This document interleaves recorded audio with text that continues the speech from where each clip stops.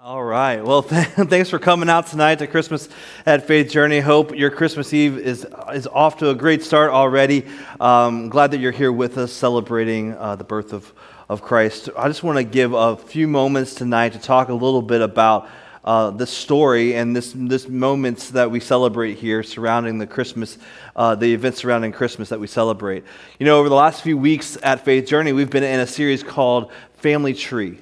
And in this series, we've been looking at the lineage of Jesus leading up to his birth, the genealogy of Jesus. We've been taking it from Matthew chapter 1. And in Matthew chapter 1, it says, this is a record of the ancestors of Jesus the Messiah, a descendant of David, a descendant of Abraham. And we've been taking a look at this over the past few weeks because it's something different that Matthew does than most different genealogies at that time, which was every so often he would call out a woman in the genealogy. I thought, let's take a deeper dive into why Matthew would have included these women in the family tree of Jesus. And so I see it only fitting tonight for us to continue that talk as we get through the end of that genealogy with Mary. In verse 16, it actually says, Jacob was the father of Joseph, and Joseph was the husband of Mary. Mary gave birth to Jesus, who is called the Messiah. And that's the reason we're here tonight. That's the reason we celebrate this season. And tonight I want to talk about a topic that I think we all have, and that's moments. We all have different types of moments. They could be joyful moments. They could be really high moments. They could be low moments. They could be emotional moments. They could be, just kind of moments where we're like going through different stages of life. But we all have moments, and Mary had moments too. In fact, if we have an unsettling moment or a disturbing moment, we'll even often say that, hey, I just need a moment, or that person needs a moment. And so tonight we're going to look at 6 different moments that Mary had in the events leading up to Jesus' birth. And I think that they can resonate with us, correlate with us, and I think that we could maybe glean something from them as well. The first moment is this, that Mary had moments of confusion. It goes without saying that during the events leading up to Jesus' birth, that Mary, things happened in Mary's life that left her a little confused. Namely, an angel comes and visits her and says, hey, Mary, you're going to be with child. You're going to be impregnated with the Son of the Most High. And she's confused about this. In fact, in Luke chapter 1, it says, in the 6th month of Elizabeth's pregnancy, Elizabeth was a relative of Mary, God sent the angel Gabriel to Nazareth, a village in Galilee, to a virgin named Mary. Goes on to say that Mary was engaged to be married to a man named Joseph, a descendant of King David. Gabriel appeared to her and said, greetings, favored woman, the Lord is with you. And here's our moment, because she says, confused and disturbed, Mary tried to think what the angel could mean.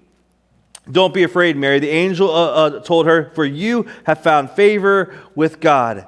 And you will conceive and give birth to his son, and you will name him Jesus, and he will be very great and be called the Son of the Most High. There were definitely confusing moments that Mary had leading up to that. It makes total sense. And I know that we don't all have the same exact scenario that Mary had, but I believe, I know that I have, and I think that maybe you have had as well, moments in your faith journey that might be confusing. That you might not have all the answers. You might not know exactly how all the pieces fit, all the puzzle pieces fit. It could be confusing, just like Mary had moments of confusion. I've had moments of confusion as well. She was confused and disturbed. It makes sense. The other moment that she had moments of tension. And this generally follows confusion because if you're confused, you're trying to figure out what happened, why things happened the way they happened. Mary is confused. She's asking the question that I think a lot of us ask, why me? Why me? Why now? But that led to some tension. As you can imagine, Jesus' conception led to some relationship drama between Mary and Joseph. In Matthew chapter 1, it says, this is how Jesus the Messiah was born. His mother Mary was engaged to be married to Joseph. And before the marriage took place, while she was still a virgin, she became pregnant through the power of the Holy Spirit. And because Joseph, even though she was engaged to Joseph, he was a righteous man and did not want to disgrace her publicly, he decided to break off the engagement quietly. This kind of relationship drama was very tense. And I'm not sure if you can relate to tense relationship drama or not, but I think that, we can understand that why this would be tense. In fact, it was tense because they were trying to figure the whole thing out. It was confusing for Mary. I'm sure it was confusing for Joseph. And even I love what it said in the passage that we read before. She was confused and she was also disturbed. Like that kind of just says and connotes that there were some moments there where she's, how am I going to figure this out? How am I going to work this out? I don't really know what's going on.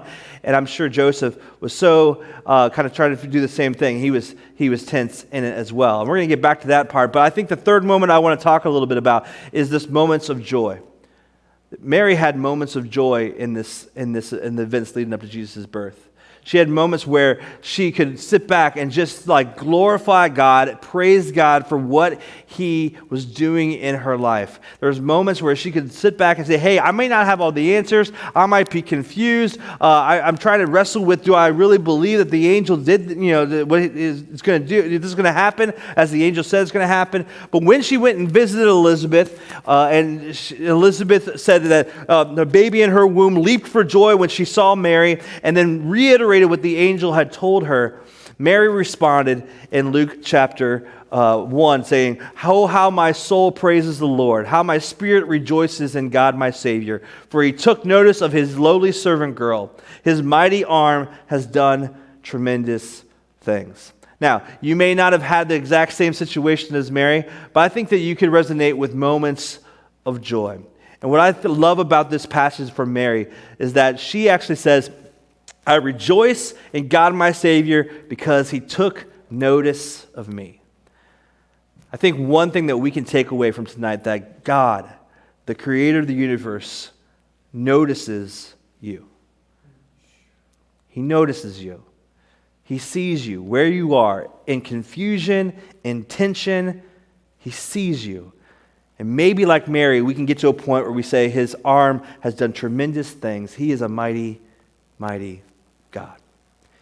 The next moment I want to talk about is moments of faith. Mary had to walk through some moments of faith, and Joseph with her had to walk through some moments of faith. Faith was not saying, hey, I see how it all works out. I see how all the pieces fit together, and we got a plan, and everything works according to plan. Faith is, hey, I'm going to go with this. I think this is happening, but we're going to have to work this out. I may not know everything, but I believe that God is God. And so in Matthew chapter 1, Joseph says, when Joseph woke up, he had a dream that the angel visited him and said, hey, take Mary as your wife. So he did exactly as the angel of the Lord commanded and took Mary as his wife. You can imagine the confusion, the disturbance that Joseph is feeling. Do I break up with her? I feel like I should do that quietly because I don't really know if I believe what's happening here. He's visited in a dream, and his faith was marked by obedience. He worked his faith out by obeying and doing exactly what the angel had told him to do, to take Mary as his wife. A lot of times, our faith is marked through our obedience. It manifests itself through our obedience, even though we don't have all the answers. That's why it's called faith. Moment number 5 was moments of wonder. Mary clearly had moments of wonder, and I think it's actually personified in the events around the shepherds and the wise men, most notably. In Luke chapter 2, the shepherds say, it says, after seeing Jesus, the shepherds told everyone what had happened and what the angel had said to them about this child. All who heard the shepherd's story were astonished. That includes Mary. That includes Joseph. I can just imagine being in that, stable, cave, whatever it was, and realizing wow, the angel visited me, an angel visited my fiance, and angels visited strangers and told them exactly what was happening. And they were astonished. They were filled with wonder. In Matthew's account, in Matthew chapter 2, it talks about the wise men. They said they entered the house and saw the child with his mother Mary, and they bowed down and worshiped him. The wise men were filled with wonder. And I can't help but feel like Mary and Joseph were probably also overcome with wonder in those moments. The last moment I want to touch on is moments of reflection. It says that when the shepherds told everybody what they had seen, what the angel had told them, that they were astonished. All who heard the shepherd's story were astonished. But it also says that Mary kept all these things in her heart and thought about them often. Pondered them in her heart. She thought about these things. She had moments of reflection, moments to think back. God, this is a crazy event, a crazy story. I didn't think you even noticed me, but now I know that now you've seen me, you're working in my life, and all these events have taken place, and I'm going to think about them. I'm going to make these moments markers in my life. Later on, her and Joseph take Jesus to the temple, and there's some events that happen there. And it says in verse 51 of Luke chapter 2 that his mother stored all these things in her heart. Now, I know moms out there, dads out there, parents out there, you have moments that you want to capture in your child's life. Maybe in your family's life, like moments that have been marked in your memory. Like, I do not want to forget those.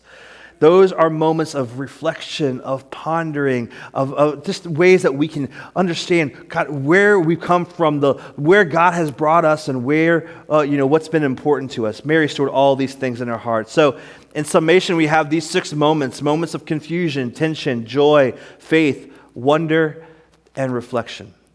Now, these are all moments that Mary had in the events leading up to Jesus' birth, but I believe that they're also moments that we all can have in our own faith journey. Like I mentioned before, I feel like I've had moments of confusion. I think even before coming to follow Jesus, even before making a decision to follow Jesus and to have a relationship with God, I think those moments of confusion to really wrestle, is God real? Does he really have a plan for my life? Does he really, can a relationship really exist? We can use kind of words like lost or disconnected from God, but it's really kind of rooted in this idea or this moments of confusion. And then as we're wrestling with those doubts, our moments of tension, as we're wrestling with maybe, is it really true? Is it really real? Do I really understand? We have moments of tension of, can I really follow somebody I don't really even know? I can't see. I just have to believe, and I have to have faith. And there's this kind of a wrestling going on in your mind and in your heart. And once you do, you can have moments of joy when you make a decision to have in your faith journey, to make a decision to follow Jesus, to have a relationship with God. It is a joyful moment. It is a moment that is life-changing. But even Jesus said in his parable in his parable, he said of the sower that people will receive the message about the kingdom with joy at first, and then slowly it erodes over time. If there's nothing in it to kind of nurture it and move it along, to grow it. We can receive God in moments of joy, and it can erode unless we have moments of faith, where moments of faith can grow us and our obedience takes us and we work it out. We work our faith through in those moments. We're saying, you know what? I believed in joy. I had the moments of joy when I first believed, but now I have to see my faith at work through a growth and obedience. Then we have all that. We can have moments of wonder where we, like the wise men, like Mary and Joseph, can sit there in awe, maybe worshipful at who God is, how great he is, and that the creator of the universe sees me. And when we all do that, we can also have moments of reflection. And our moments of reflection move us to gratitude that the creator of the universe sees us, has worked in us and worked through us. And he has moved us from where we've come from to where we are now, and still has plans for our lives. And we can sit there and be like, wow, not only are we filled with awe, but we are filled with gratitude. And we can reflect on those moments and store those things in our hearts, just as Mary did. Time is measured in minutes, but life is measured in moments. We know how many minutes are in an hour. We know how many hours are in a day. We know how many days are in a year. We can mark the days of our life. We know numerically how these things kind of work out. But we can't keep track of every single minute of our lifetime, but we can keep track of moments. We can store them in our heart. We can ponder on them, and we can think about them often.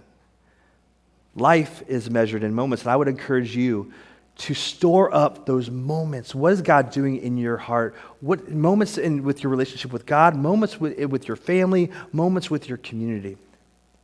What are those moments that God is leading you in? In Galatians chapter 4, Paul the apostle says that when the right time came, when the time had fully come, God sent his son, born of a woman, so that he could adopt us as his very own children. At the right moment, at the right time, God sent his son, his one and only son. Why? Well, we know that through John chapter 3, right? He sent his one and only son to save us, right? To show how much he loved us. For God so loved the world that he sent his son. He sent his one and only son to bless the world. He sent his one and only son to illustrate, to demonstrate, to communicate the unfathomable love of God. He sent his son into the world to remove the mystery, to provide clarity about who he is and how we can have a relationship with him, and to reduce the distance that sometimes we create as man between us and God, and say, you know what, we can have a relationship. God sent his one and only son to bring and restore hope and joy and purpose to our life. So Jesus is the reason that we've come here tonight. He's the reason we celebrate this season. His birth is the reason we have Christmas. But make no mistake about it, you are the reason God sent his one and only son into this world. You are the reason he came. This is your moment. These are our moments to live and breathe and have our being as God is working in us and through us. This is our moment, maybe even tonight, to consider or to reflect upon, to ponder as Mary did, or maybe even to decide in this moment that you will follow him. So my challenge would be, don't miss the moment. Don't miss the moment. Because even as we're waiting and think that more moments will happen, and maybe they do, what I would say is make the most out of every moment we have. Let me pray with you tonight. Father, we just thank you for this moment.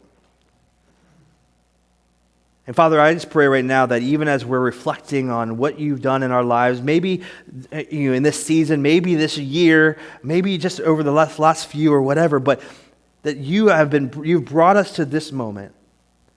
And God, I pray that we will just not take this moment for granted, but to use it as maybe a moment of joy, maybe a moment of worship and awe and wonder. Maybe it's a moment of reflection and gratitude. Maybe it's a moment of questions and wrestling. And God, I pray that I know that you are just as real in those moments as you are in the moments of joy. And God, I pray for all of us tonight that as we are waiting, as we are here in this moment, that we don't miss this moment to be able to speak to you and to have and build our relationship with you. Even in waiting for the next moment, God, I know that you are doing something right now in this one. Amen.